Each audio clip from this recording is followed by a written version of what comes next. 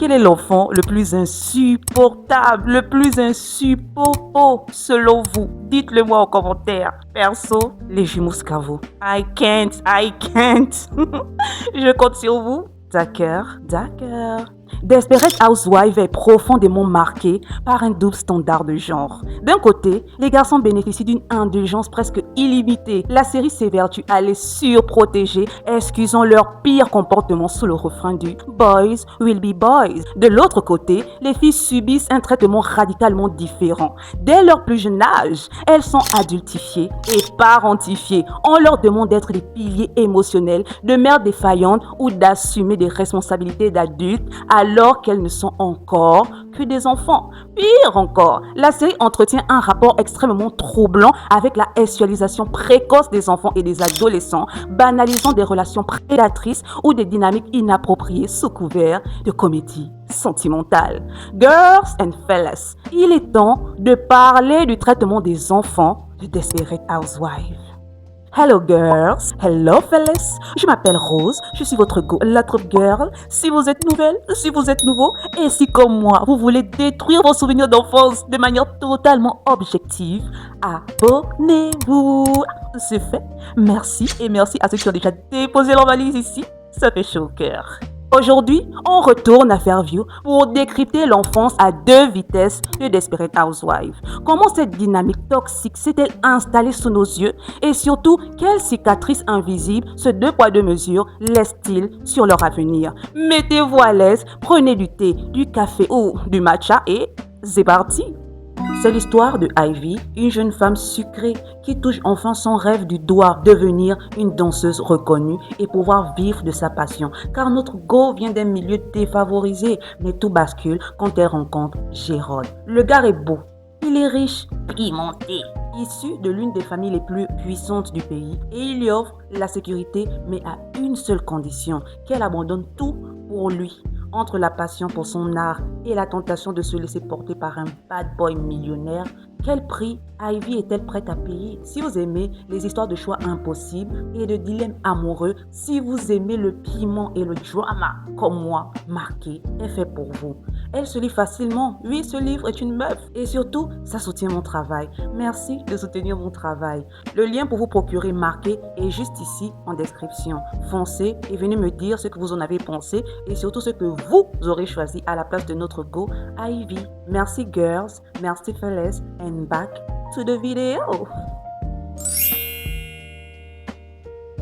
Pour ouvrir cette analyse, il faut obligatoirement s'arrêter chez les Scavo. Petit homme, Lynette Carrett, leur monstre et la magnifique petite Penny. C'est sans doute le foyer où le chaos parental est le plus mis en scène.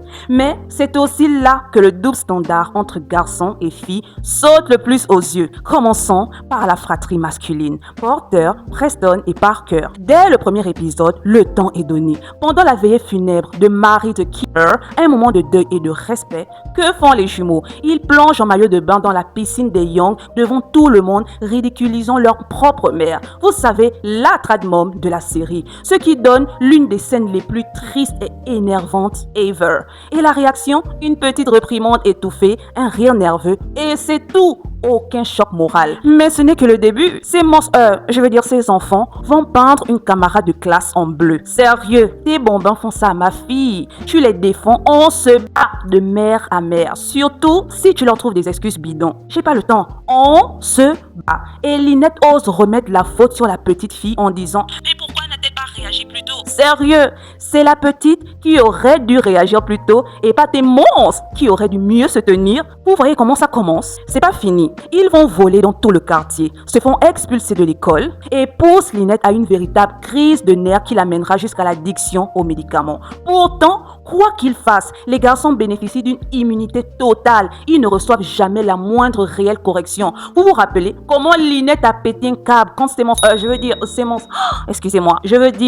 petits garçons ont reçu la fessée de la part de Brie, c'était la guerre. Ils ne reçoivent jamais de conséquences durables. Ils sont traités comme des pauvres petits garçons turbulents, des enfants impossibles qu'il faut comprendre et surprotéger. Et ce schéma d'irresponsabilité masculine va les suivre en grandissant. Mais attendez de voir ce qui se passe quand une fille arrive au même âge dans cette même maison. Regardez la petite Penny, la gentille et magnifique petite Penny.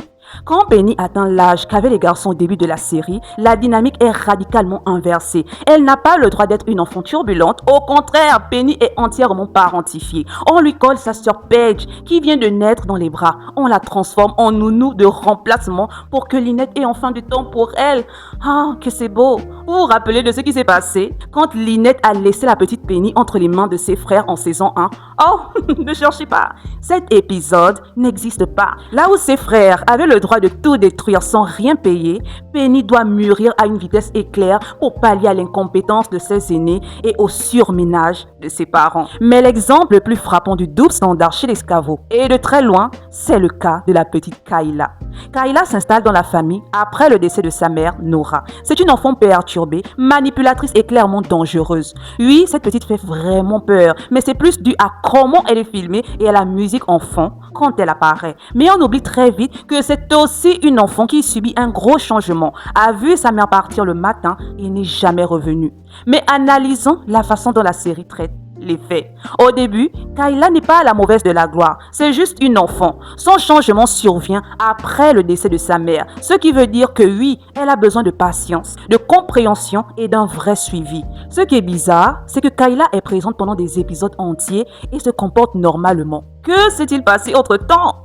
Bref, quand le restaurant de Rick brûle, qui passe à l'acte? Ce sont les jumeaux. Mais vous savez déjà que ma malédiction, c'est l'honnêteté. Je dois donc être honnête. L'idée vient de Kayla, qui les a manipulés en leur disant que ça sauverait le mariage de leurs parents. Mais ce sont les monstres... les jumeaux qui mettent physiquement et factuellement le feu au bâtiment. C'est un cri grave.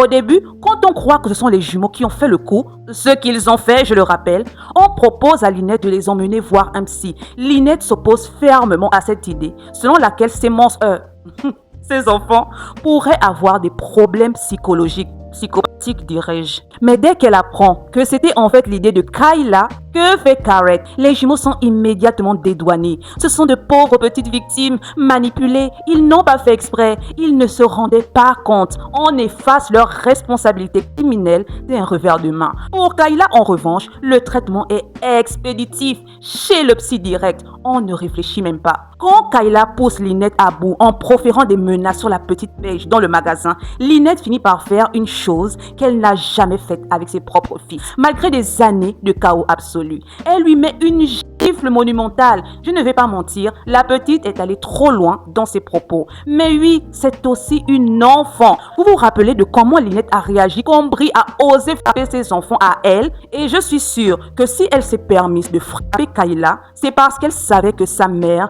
ne serait plus là pour la défendre. Et peu de temps après, Kayla est définitivement chassée du foyer et envoyée chez ses grands-parents, effacée de la série comme un monstre irrécupérable. Oh, Parker, ne me fais pas dire ce que je n'ai pas dit. Soyons très clairs pour éviter tout malentendu. Il ne s'agit pas d'excuser ou de défendre les actes de Kayla. C'était une enfant extrêmement toxique, voire sociopathe, qui mettait la sécurité de la famille en danger, notamment en poussant l'un des monstres, des garçons, à sauter du toit ou en faisant accuser Lynette à tort. Mais si on fait preuve d'impartialité analytique, le constat est criant. Les garçons commettent des actes criminels, incendie, vol, destruction, et sont immédiatement pardonnés parce qu'ils sont bêtes et influençables. La fille, elle, utilise la manipulation psychologique et est bannie à tout jamais de la série. Que devient-elle? A-t-elle changé en grandissant, même quand son père devient pété de tunas? On ne la verra plus jamais. Soyons honnêtes, si Kayla est traitée avec une telle sévérité et une absence totale de soutien psychologique et d'empathie, c'est bien sûr parce qu'elle n'est pas l'enfant biologique de Lynette et que Lynette détestait sa mère, Nora. Mais c'est aussi et surtout parce que c'est une petite fille. Dans l'univers de Wisteria Lane, la déviance masculine est une erreur de jeunesse amusante, mais la déviance féminine est un mal absolu qu'on ne cherche même pas à soigner. On l'extirpe et on la bannit. Le message caché est terrifiant. Les filles doivent être dociles, utiles comme Penny ou elles sont des monstres irrécupérables comme Kayla. Les garçons, eux, peuvent tout brûler, ils resteront toujours les petits hommes de maman. Quittons le carreau d'escabeau pour nous pencher sur la maison de Suzanne Mayer. Suzanne, c'est le stéréotype de la maladroite romantique, attachante et un peu perdue. Mais si on regarde avec des yeux d'adulte, ce qui se passe avec sa fille Julie porte un nom bien précis, la parentification. Dès la première saison, après le départ de Carl, Julie n'est plus une enfant. Elle est la confidente de sa mère, sa thérapeute et parfois même la chef de famille. C'est une fille docile, une élève brillante qui gère les crises de larmes de Suzanne, qui la rassure et qui va jusqu'à jouer les entremetteuses pour la pousser dans les bras de Mike Delfino. Julie n'a pas le droit de s'effondrer, elle doit materner sa propre mère. Maintenant, comparons Julie avec MJ, le fils que Suzanne aura plus tard avec Mike Delfino, le beau gosse. Le contraste est ahurissant. MJ, c'est le bébé de la maison, le petit garçon fragile qu'il faut surprotéger à tout prix. On lui trouve toutes les excuses du monde, on le couvre d'attention et on ne lui demande jamais la moindre once de maturité. Pendant que Julie portait la santé mentale de sa mère sur ses épaules à 12 ans, MJ a le droit au luxe ultime, être simplement un enfant. Et évidemment, cette adultification forcée de Julie va laisser des traces profondes.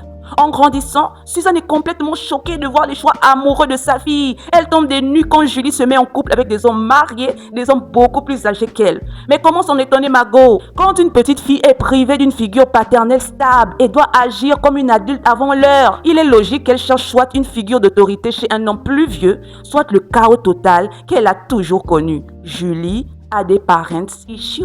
Mais l'hypocrisie de Suzanne et de la série atteint son paroxysme dans la saison 8. Julie tombe enceinte de Porter Scavo. Oui, elle adore avec Porter, un enfant qu'elle a babysité, qu'elle a vu bébé et qui est insupportable as F. Avec la lucidité et la maturité qui l'ont toujours caractérisée, elle prend une décision. Elle ne veut pas de cet enfant et prévoit de le faire adopter. Parenthèse d'ailleurs, dans la vraie vie, une IVG aurait été l'option la plus logique, mais dans l'univers puritain de Desperate Housewives, ce mot n'existe tout simplement pas. L'adoption est donc sa seule porte de sortie. Et que fait Suzanne? Au lieu de soutenir la fille qui l'a soutenue toute sa vie, elle la sabote. Elle manipule la situation, s'immisce dans ses choix et fait absolument tout pour l'empêcher de faire adopter ce bébé. La tragédie du personnage de Julie est résumée comme suit. Elle a constamment le entre deux chaises. À 12 ans, elle était jugée assez mature pour réparer la vie brisée de sa mère et gérer un foyer. Mais dans la vingtaine, elle est soudainement considérée comme incapable de prendre une décision sur son propre corps et son propre avenir. Suzanne lui refuse la seule chose dont elle avait cruellement besoin, le droit de vivre pour elle-même. Passons maintenant à l'une des dynamiques les plus cruelles de la série, la famille Solis. Gabrielle Solis est une ancienne mannequin, superficielle et obsédée par la perfection physique. Du coup, elle subit ce qui est considéré comme le karma ultime. Deux filles, Juanita et Celia, qui ne correspondent absolument pas aux standards de beauté de leur mère. Fin de la blague. C'était drôle, non? Non. Et c'est là que le traitement de la série devient vraiment problématique. Juanita et Celia ne sont presque jamais écrites comme de vraies petites filles avec des émotions complexes. Elles sont avant tout utilisées comme des punchlines, des ressorts comiques basés sur une grosse totalement décomplexée. Je lance les paris d'ailleurs. Si plus tard, le personnage de Juanita revient dans une sorte de Desperate Housewife 15 ans après, la blague sera que Juanita est devenue canon, car latino, caliente, tout ça. Regardez ma vidéo sur Gabi. Vous êtes chaud pour le pari ou pas? Mais la série ne s'arrête pas aux moqueries sur leur poids.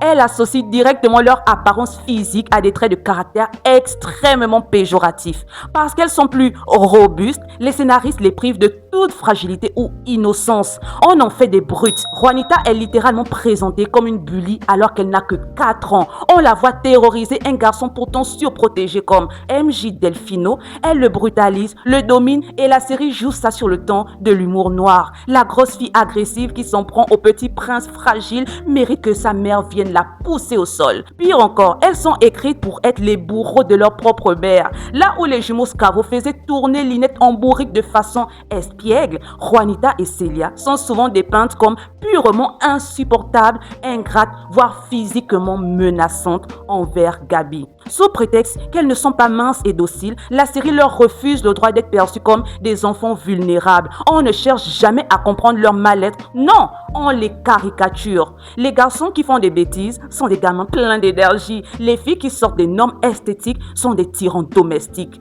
Encore une fois, Desperate Housewives nous montre que pour une fille à Wisteria Lane, si vous n'êtes pas utile ou corvéable comme Penny ou Julie, vous n'êtes qu'un monstre dont il faut se moquer, comme Juanita et Celia, ou dont il faut se débarrasser, comme la petite Kayla.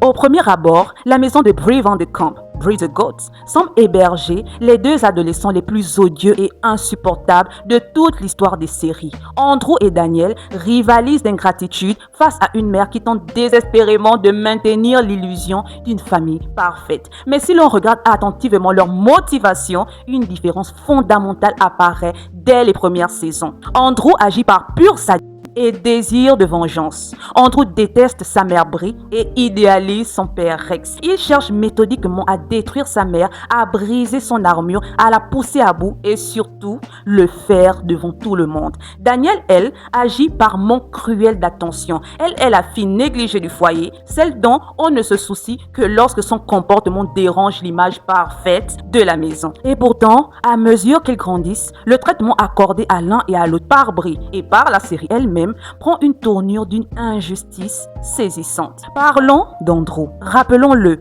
Andrew commet l'un des actes les plus graves de toute la série. Un soir, ivre-mort, il renverse la mère de Carlos Solis, Mama Solis, avant de fuir les lieux et de laisser la vieille dame dans le coma. Quelle est la réaction de sa mère? Bree appelle son père, ensemble ils cachent la voiture et le protègent de possibles poursuites judiciaires. Ce qui va créer en lui un complexe de supériorité et un manque d'empathie face à ses actes au fil des saisons. Et ce privilège va le suivre toute sa vie. Bien qu'il n'ait aucune compétence particulière, aucune formation et un CV vierge, Andrew est propulsé de job en job grâce au réseau de sa mère. Ce qui n'est pas mal. D'abord chez Lynette, puis directement comme bras droit et manager dans l'empire culinaire de Bree. C'est le Nepo Baby par excellence de Wisteria Lane. On le surprotège, on lui offre une carrière sur un plateau, ce qui le rend tellement dépendant de sa mère qu'il se retrouve au point mort le jour où elle perd son entreprise. Du côté de Daniel, en revanche, le traitement est très différent. Lorsque Daniel tombe enceinte du neveu de Eddie the Goat, Austin,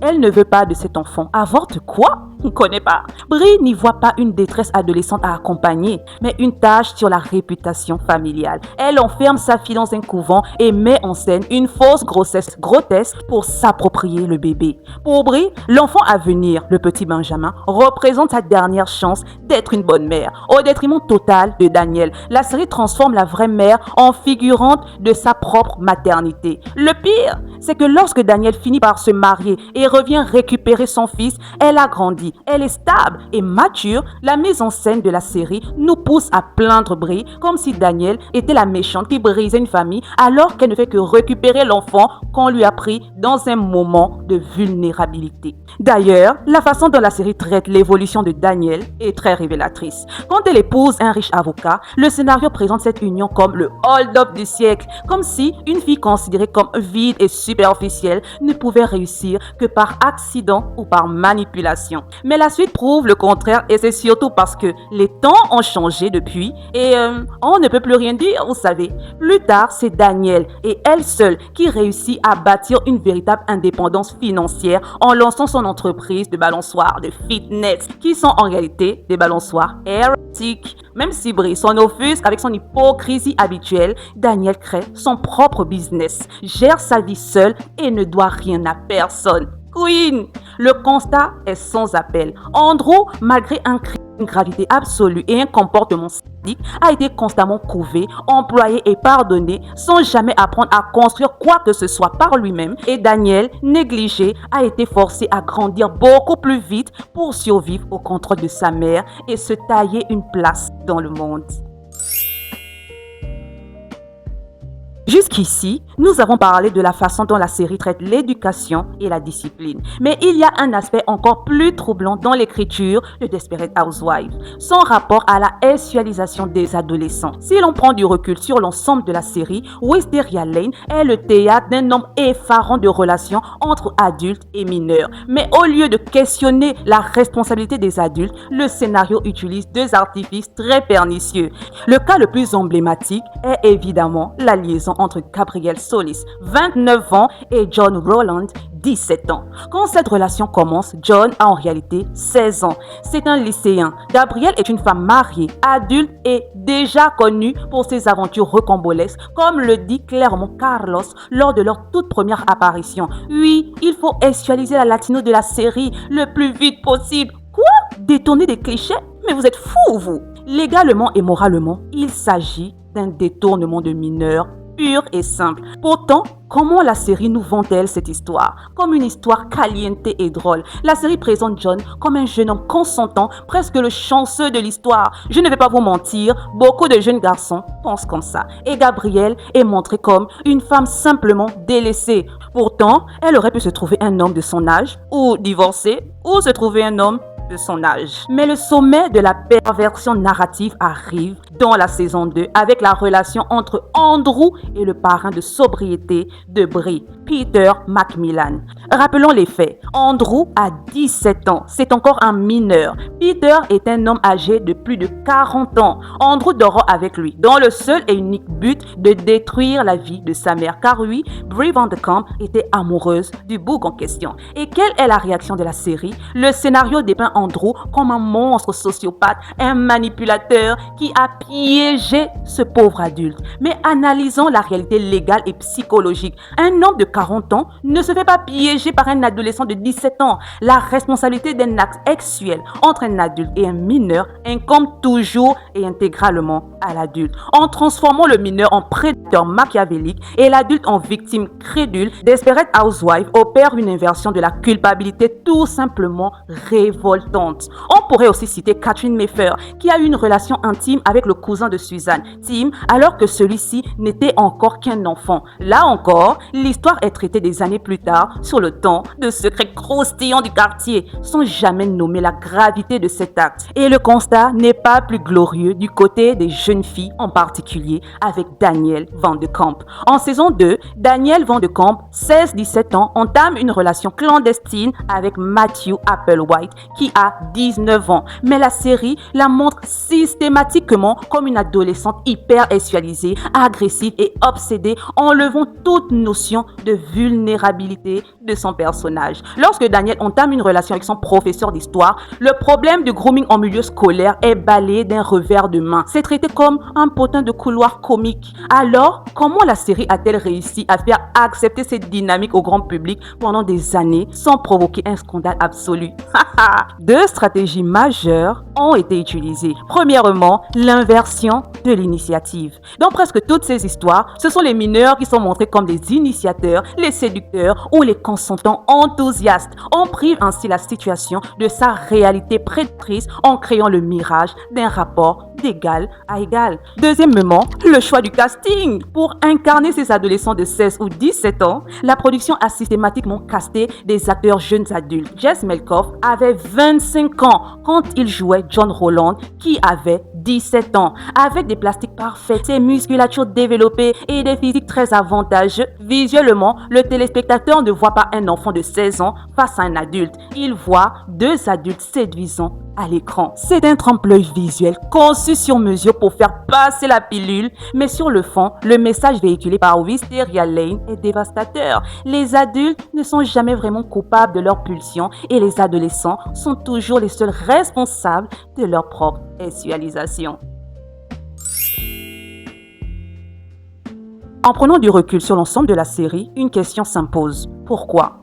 Pourquoi les scénaristes ont-ils systématiquement choisi de responsabiliser les filles, de surprotéger les garçons et de porter un regard aussi pervers sur la sexualisation de ces mineurs? La réponse est simple. Desperate Housewives n'a rien inventé. La série n'a fait que refléter, amplifier et légitimer des schémas patriarcaux profondément ancrés dans notre société. Dès le plus jeune âge, on conditionne les petites filles à la charge mentale et aux soins des autres. Une fille responsable, c'est pratique, c'est rassurant pour des parents dépassés. On lui apprend la retenue, le sacrifice et la maturité précoce. À l'inverse, pour les garçons, la société applique la maxime toxique du boys will be boys. On excuse leur agressivité et leur immaturité sous prétexte de la jeunesse, en leur accordant une immunité qu'aucune fille n'aura jamais. Et c'est là que réside l'immense gâchis de cette série. Dans les années 2000, Desperate Housewives était un phénomène mondial absolu, rassemblant des dizaines de millions de téléspectateurs chaque semaine. La série avait entre les mains un pouvoir culturel immense.